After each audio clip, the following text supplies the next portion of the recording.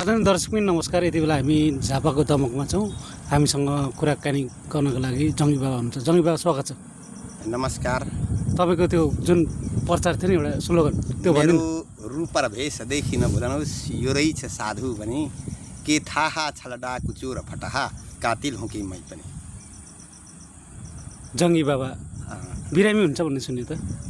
अलिक रोगले अलिअलि ग्रस्त भएको थियो, अब स्वस्थ हुँदै गइयो। अहिले आराम हुँदैछ। खड्क दाइ र म भेट्न आएको नि तपाईँलाई। ठिक छ। धेरै पछि अब बाबा यहाँ हुनुहुन्छ कि हुनुहुन्न पाथिभरा मन्दिरमा भन्ने थाहा थिएन। माइमा बस्नुहुन्छ भन्ने सुनेको थिएँ। अहिले केही समयका लागिलाई यता केही समय यता विश्राम गर्दै यता यसो यता पहिले बसेको ठाउँतिर, पुरानो ठाउँतिर, आफ्ना यादहरू पुराना यादहरू भएतिर हेरौँ, रमाइलो पुराना यादहरू आउँछन् भनेर यता अलिक समयका लागि यता र फेरि पुनः पनि उर्लाबारी क्षेत्रमा योगाको प्रचार मेरो तर्फबाट रहोस् भन्ने मेरो धारणा पनि छ। मुलुकको अहिलेको राजनीतिक परिप्रेक्ष्यलाई कसरी लिनुहुन्छ? जेनजी आन्दोलनहरू भए के भए होइन? जेनजी त साँच्चै भन्नुहुन्छ भने आन्दोलनमा दुरुपयोगका शिकार मात्रै भए जेनजी भाइहरू होइन। कतिले ज्यान गुमाए, कतिले अङ्ग भङ्ग भयो कतिको भनेदेखि अब जुन देशको क्षति पनि भयो होइन। राजनैतिकले त अहिले मलाई लाग्छ परिवर्तन राजनैतिक बाहिरी मात्रै परिवर्तन भएको छ। अब अगाडि के गर्छन् भन्ने कुरो हो। हाम्रो काम हो सजग गराउने। तपाईँहरू सजग रहनुहोस्, राजनैतिक पनि सजगता होस् भन्ने कुरो हो होइन। तर अगाडिको दृष्टिमा चाहिँ अब राजनीतिमा त्यही छ, लुच्चा लफङ्गाहरूको धेरै, सडक छापहरूको धेरै प्रवृत्ति राजनीतिभित्र हुन्छ। हालिमुहाली भयो। हालिमुहाली त्यसमा अहिले नयाँमा पनि पहिलेदेखि नै देखिरहेको पनि हो। र राजनीतिक प्रवृत्ति भन्नु नि अलिकति गुन्डागर्दी शैली र हालिमुहाली जमाउने प्रवृत्ति नै हो। देशमा जनताको धनलाई कसरी सरकारी बनाऊँ र आफ्नो नियन्त्रणभित्र जनताको नागरिक हक र अधिकारलाई कसरी हक जमाऊँ भन्ने यिनै सिद्धान्तले नै हिँडेका हुन्छन् राजनीतिकहरू त। त्यसो भए जेनजी आन्दोलन ठिक थिएन? जेनजी आन्दोलनले त देशलाई 50औं वर्ष पछाडि धकेलिदियो ब्याकग्राउन्डमा। किनभनेदेखि राजनैतिक परिवर्तन मात्रै अहिले बाहिरको देखिएको छ, तर पुनः वैधानिक परिवर्तन गर्नका लागिलाई त राजनैतिक परिभाषा गरिएको होइन, देशलाई बनाउनका लागिलाई हो। तर देशलाई बनाउँछु भन्ने भाषण गर्दैमा देश बनिँदैन र गएर अनुशासनको मात्रै पालन गरेर पनि देश बनिँदैन। देशमा त क्रियात्मक र क्रियाशील जागरुक नागरिक हुन आवश्यकता छ। शिक्षाको अर्थ के हो त्यो पनि त बुझ्नु पर्यो नि। देशभित्र एउटा म नागरिक भएको अर्थ के हो? अर्को जुन राजनैतिक पदमा गएका छन् यी त अहम भूमिका निभाउने ठाउँ हो देशको, राष्ट्रको होइन। त त्यसलाई कसरी निभाउने भन्ने ज्ञान भएर मात्रै पनि भएन। त्यसमा क्रियाशील हुनु पर्यो, आबद्धता हुनु पर्यो, जनतालाई झाँसा दिनु भएन होइन। यी के प्रकारका कार्यहरू अब तपाईँ यसरी बोल्दै गर्दाखेरि तपाईँलाई चाहिँ नेताहरूबाट पैसा लिएर चाहिँ नेताहरूको पुरानो नेताहरूको पक्षमा बोलेको भन्ने आरोप पनि लाग्न सक्छ नि। सुन्नु न, मैले पुराना नेताहरूको पक्ष लिएर बोलेको छैन नि। पुराना फटाहा भएर त यो भयो त। पुरानो फेरि जेनजी आन्दोलन ठिक छैन भन्नुहुन्छ। फेरि जेनजी आन्दोलन ठिक भएन, के का लागि ठिक भएन भने भन्दा जेनजी आन्दोलन तोडफोड हुँदैन थियो भन्ने। त्यसमा त जेनजी आन्दोलनमा ज्यान गयो नि, 72 जनाको त ज्यान गयो नि। तपाईँहरूलाई थाहा छ नि, तपाईँहरू पत्रकार महोदयज्यूहरू हुनुहुन्छ होइन। भनेदेखि देशको सम्पत्ति पनि त जलो नि, जलेन। राष्ट्रको सिंहदरबार जलो भनेदेखि केही राम्रो भयो त? त्यो सङ्केत राम्रो हो? त्यो राम्रो होइन। परिवर्तन हुनुपर्थ्यो सकारात्मक तरिकाले, त्यो अधिक उत्तम हुन्थ्यो। तर नकारात्मक तरिकाले वैधानिक नियम उल्लङ्घन गरेर गरिएका भयो नि त हर चिज। सरकार पक्षमा पनि त्यो देखियो होइन। केपीको प्रधानमन्त्री केपी ओलीको असक्षमता हो यो एउटा चिज। किनभने आन्दोलन गर्न दियो अनि आन्दोलनमाथि दमन गर्नु उसको ठिक थिएन। अनि फेरि त्यसलाई नियन्त्रण गर्न छोडेर भाग्नु ठिक थिएन। नियन्त्रण कसरी हुन्छ भन्नु थियो र हत्या नहोस्, नेपाली नागरिकको सुरक्षा होस् भन्ने हेतुले यदि राजनीति गरौँ भने त्यो देशका लागिलाई लाभकारी छ होइन। आफ्नो स्वार्थ र आफ्नो बचाउका लागिलाई भागी हिँड्छन् भनेदेखि अब त्यो फेरि अहिले परिणाम पछाडि त तपाईँ देखिहाल्नुभयो होला होइन। उसलाई जित्न नसक्ने उसको क्षेत्रभित्र आएर उसकै चेला चपेटाहरूको बिचमा आएर कुनै एउटा युवाले जितेर गयो हेर्ने त। तर अब युवा पनि गएर उसले पनि कुन प्रकारले कार्य गर्ने हो त्यो कार्यशैली फेरि हुन्छ। उसको पनि अस्ति पूर्णकाल भएको छैन, मेयरको समय अवधि पूर्ण नभइकन उसले पनि छोडेर उनीहरू पनि आएका छन्।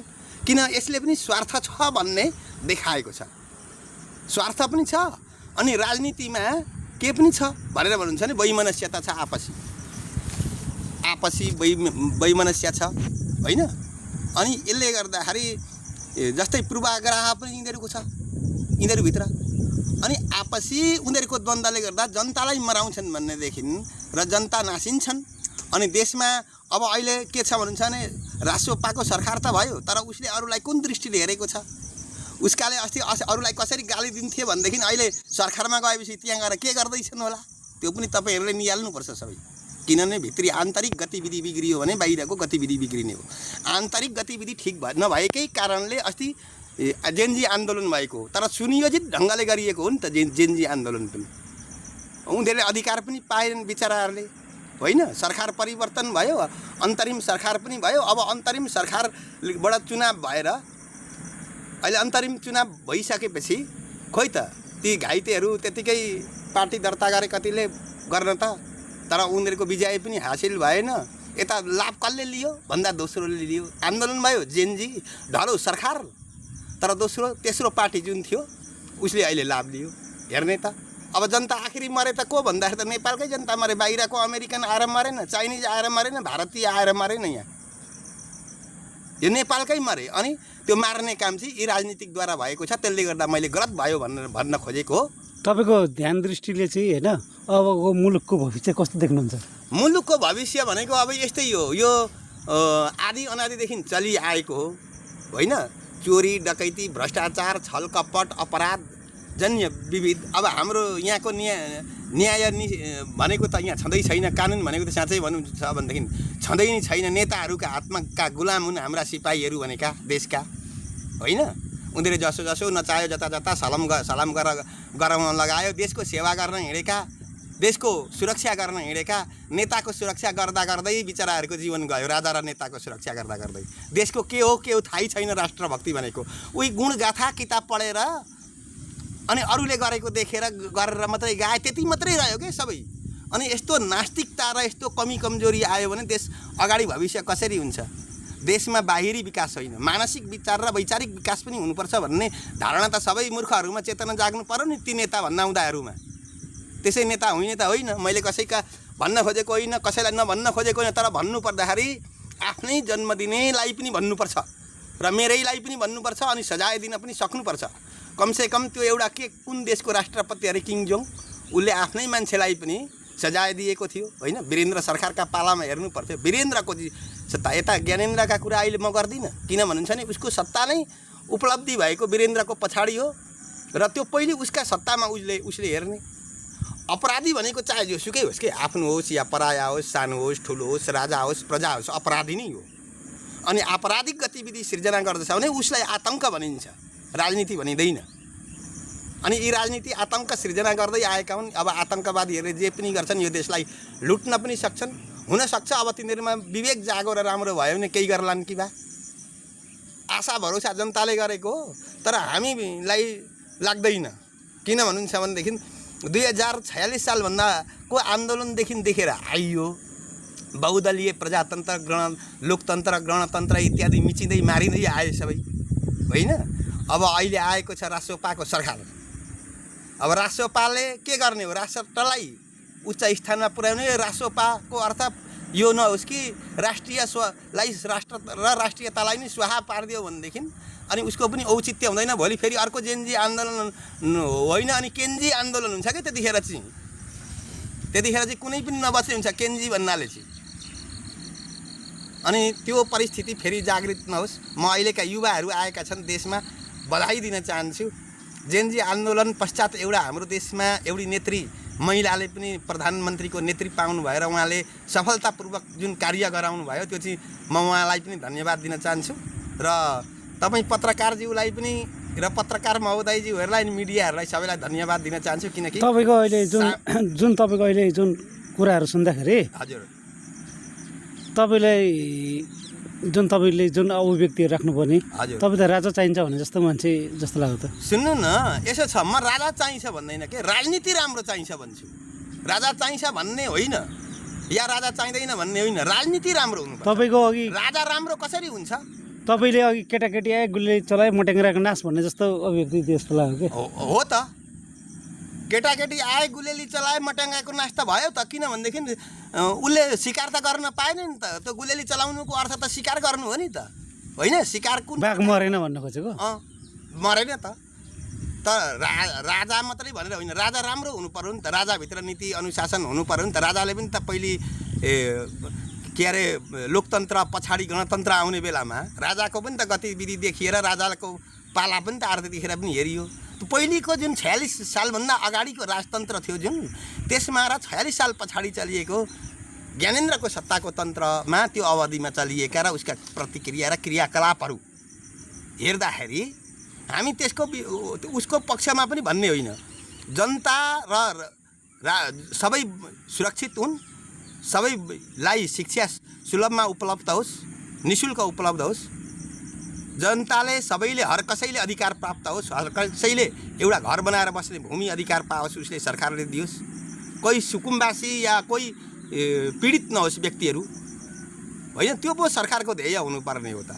अब यी राजाका पाला पनि त देखियो नि, उदण्डता नभएको धेरै भएदेखि त आउने थिएन नि। सशस्त्र दण्ड 10 वर्ष यदि भएको थिएन भनेदेखि त गणतन्त्र पनि आउने थिएन होला सायद। तर गणतन्त्रले पनि आएर उदण्डतै मचाए, गणतन्त्रले पनि आएर उदण्डता नै मचाए। अनि त्यो उदण्डताको परिणाम र फल हो अहिलेको विकास। त तपाईँले खोजेको समृद्ध देश चाहिँ कस्तो हुनुपर्छ जस्तो लाग्छ? समृद्ध देश भनेको कस्तो हुनुपर्छ भने कुनै प्रकारका वैकल्पिक साधन गर्नु खोज्नु नपरोस्, राजनीति पनि स्थिर होस्, विकास दिगोस्, स्थिर होस्, कानुन न्याय निसाफ यी सबैका लागिलाई समानताका रूपले हुन् भनेदेखि हो यसलाई पो भनेर भनिन्छ त। दिगो भएको अनुशासन सुशासन जसलाई भनिन्छ हो त चलोस् न। भ्रष्टाचारको साम्राज्य नहोस् न। पहिले भाषण चाहिँ सुशासनको गर्ने, अनि भ्रष्टाचार गरिहाल्ने, सत्तामा बसेपछि प्रजामाथि दमन गरिहाल्ने, राजको सिंहासनमाथि बसेपछि राजनीतिको अर्थ क्या हो? पोलिटिक्समा जति पनि गएका छन् भनेदेखि के हेतुले गएका छन्? उही सिपाहीले के जीविका चलाउन तलब पकाएपछि मैले राष्ट्र सेवा गरेँ भने जस्तो मात्रै हो के? किनभने उसले त त्यो तलबका लागिलाई गरेको, फ्रीमा निःशुल्क गरेन कसैले पनि। परिवार पाल्नका लागिलाई गर्यो उसले, देशका लागिलाई सम्पूर्ण आहुति दियो कसैले। सन्यासीका परिभाषा हुनेले पनि दिएका छैनन्, योगी आदित्यनाथले पनि दिएको छैन त्यसको परिणाम र परिभूत।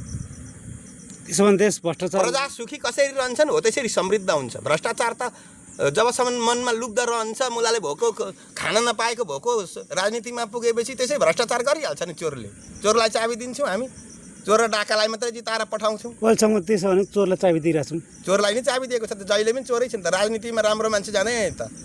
जो मान्छे सच्चा इमान्दार हुन्छ ऊ राजनीति पक्षमा छिटो जाँदैन। किनभनेदेखि राजनीति भनेको त जता मल्खु उतै ढल्कु हो नि। तपाईँको शोषण गरेर तपाईँको केरियर अनि तपाईँको प्रभाव शोषण गरिसकेपछि तपाईँ निकालेर ऊ पर सदस्यता नरहने गरी फ्याँकिदिन्छ राजनीतिले। के गर्नुहुन्छ? तर सरकारले त तपाईँलाई दान उपदान दिइरहन्छ नि। हो, यो विषयलाई हेर्दाखेरि सुशासनको नियमावलीमा ल्याउने हो, कानुन र संविधानलाई पालन गर्ने हो, नियमावलीमा चल्ने हो। बदल्नका लागि राजनीति बनिएको होइन। यहाँ त जान्ने बित्तिकैमा हामी के अरे संविधानै बदल्ने, कानुनै बदल्ने भनेर हुँदैन। कानुनको नियमको पालन आफै जो गर्न सक्दैन उसले कानुन बदल्छु भन्दा हुन्छ कि बदलेर केही हुन्छ? हुनेवाला छैन। यो के अरे नभएदेखि त्यही मनको लड्डु घिउसँग सपनामा खाए जस्तो नि, यस्तो मात्रै छ राजनीति। तर पनि जे होस्, विचार परिवर्तन भयो, कार्यशैली परिवर्तन भयो, अनि सबैमा समझदारीता आयो। यदि द्वन्द्वता फैलेन, सबैमा भाइचारा रह्यो, एकता हुने रह्यो भनेदेखि त्यो सबैमा ठिक छ। अनि यहाँ जातीयताका र उसका के अरे वर्गीकृतका नाराले गर्दाखेरि समाज भ्रष्ट भएको छ, राजनीति भ्रष्ट भएको छ। अनि राजनीति कहिले उँभो लाग्छ, देश लगाउँछ उँभो कहिल्यै पनि। जबसम्म हामी सबै नेपाली एक हौँ भन्ने चेतना हृदयभित्र जाग्दैन तबसम्म हाम्रो देशमा कहिल्यै पनि विकास भए पनि तानिरहन्छन्। एउटा जान्छ, खुट्टो तान्छ, अर्कोले भत्काइदिन्छ, अर्कोले लडाउँछ, अर्कोले पल्टाउँछ, अर्कोले जलाउँछ। हो त्यही हो यहाँको राजनीति। अनि न त सुख पाउँछ न त समृद्ध नै हुन्छ। उही रातभरि रुङ्गो बुढी जिउँदै भनेको पारा के हो, त्यस्तै मात्रै भइरहेछ। अब हेरौँ अगाडि के गर्छन् त, त्यो हेरौँ न। अनिदेखि अगाडि भविष्य फेरि देखि जाइन्छ नि। उनीहरू कर्मले पो बताउने हो त भविष्य त। मान्छे नयाँ गयो भनेर भन्दैमा हुने होइन नि। अब यिनीहरू के गर्छन् भन्ने पो हेर्ने हो त। नभए उही युवा लफन्टुस भएर बिग्रेका जस्तो भएर चाहिँ उहाँ पनि बिग्रेर त्यही हल्लिने मात्रै काम गरे भने भएनन्, होइन?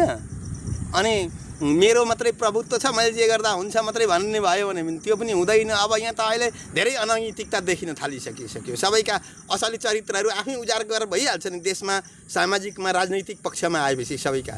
अरूका मेरा पनि हुन्छन् उजागर सबै, राम्रा नराम्रा। अगाडि मेरा अगाडि आएर नभन्नु होला अरे कसैले, तर मेरा पछाडि त मेरो पनि अवगुण गाउँछ नि, भए पनि नभए पनि।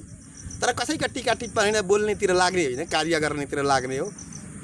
जनतालाई जतिसम्म सुविधा दिने हो, नेताले सुविधा लिने होइन। साँच्चै भने नेता यहाँ सुविधा लिनका लागि राजनीति गरेर गएका छन्। सुविधा चाहिँ गरिब जनतालाई दिनुपर्ने हो। भन्नु खोजेको उनीहरूलाई सुविधा, जनतालाई दुविधा। जनतालाई सुविधा दिनु, जनतालाई त दुविधा दिएका छन् त। जनतालाई सुविधा दिने राजनीतिको नियमावली हो। र त विदेशहरू समृद्ध भए, खोइ हाम्रो नेपाल किन आणविक शक्तिहरू उत्पादन गर्न सकेन, होइन? किन यहाँ विज्ञानको स्थल खोल्न सकेन, यहाँ विज्ञानका परीक्षण हुन सकेनन्? अरू देशमा भइरहेका छन्। एउटा जाब एरोप्लेन र एउटा प्लेट के अरे त्यो हेलिकप्टर किन्नु पर्यो भनेदेखि विदेशीमा जानुपर्छ, अब यहाँ बनिँदैन।